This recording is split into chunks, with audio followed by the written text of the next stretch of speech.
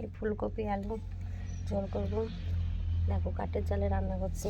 ওইদিকে সর্ষে আর লঙ্কা কাঁচা লঙ্কা বেটে নিলাম।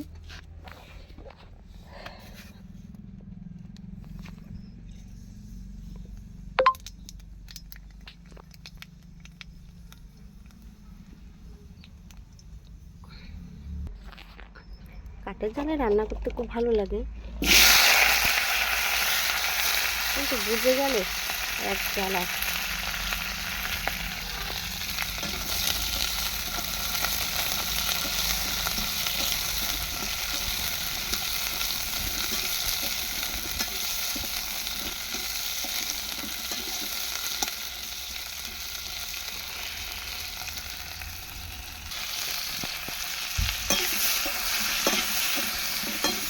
এই কদিন যা আমাদের এখানে কুয়াশা ছিল, রান্না করবো কী করে?